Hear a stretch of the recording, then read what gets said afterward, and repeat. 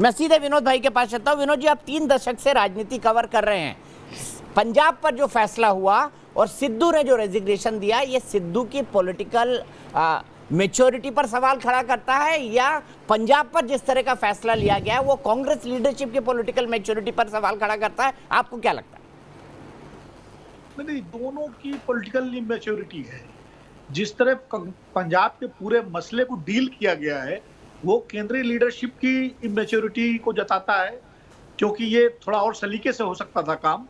और सिद्धू साहब ने जो किया है वो उनकी पॉलिटिकल इमेच्योरिटी कहें या उनका अपॉर्चुनिज्म कहें, क्योंकि सिद्धू साहब को लगता है कि शायद कांग्रेस के अंदर पंजाब की राजनीति में उनके लिए संभावनाएं खत्म हो गई हैं, क्योंकि एक दलित को मुख्यमंत्री बना करके कांग्रेस जब चुनाव में जाएगी और कांग्रेस सरकार वापस लौटती है तो कांग्रेस को दलित को ही मुख्यमंत्री बनाना पड़ेगा, वरना 2024 में उसको भारी कीमत चुकानी पड़ेगी। इसलिए सिद्धू साहब, और अगर पार्टी नहीं आती है लौट करके, तो वैसे मुख्यमंत्री बनना मुश्किल है। तो सिद्धू साहब को जो मुख्यमंत्री बनने का सपना है वो नजदीक जो है सच होता हुआ नहीं दिख रहा है। तो उनके अंदर इसको लेकर के एक फ्रस्ट्रेशन भी है कि सारी कवायद की उन्होंने कैप्टन को हिलाने की और कैप्टन को किनारे करवाने की, दिल्ली से लेकर के चंडीगढ़ तक दौरे लगाए और सब किया उन्होंने, और पहले प्रदेश अध्यक्ष कैप्टन को हटवाया और आ गए चन्नी। और चन्नी उसके बाद 3 दिन बाद चन्नी साहब ने जो है पूरा असर्शन दिखाया। उन्होंने अपने पसंद का डीजीपी, अपने पसंद के अफसर, मंत्रिमंडल में विभाग अपने हिसाब से सेंट्रल लीडरशिप से बात करके, तो चन्नी को रबर स्टैंप समझते थे। लेकिन चन्नी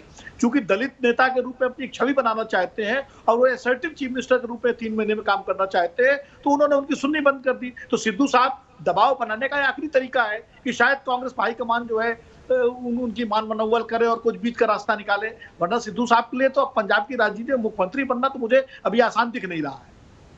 ठीक बात है, आपका विश्लेषण अप टू द पॉइंट है, बिल्कुल टू द मार्क है। और मैं इसी बात को अमित बावा जी के पास ले जाना चाहूंगा। अमित बावा जी, विनोद जी ने कहा कि सिद्धू फ्रस्ट्रेट हो गए, उनको पता है कि अगर हार गए तो भी दलित चीफ मिनिस्टर, अगर हार जाते हैं तो चीफ मिनिस्टर का कोई सवाल नहीं, अगर जीत जाते हैं तो दलित चीफ मिनिस्टर बनेगा ही बनेगा, वरना कांग्रेस को उसका खामियाजा भुगतना पड़ेगा।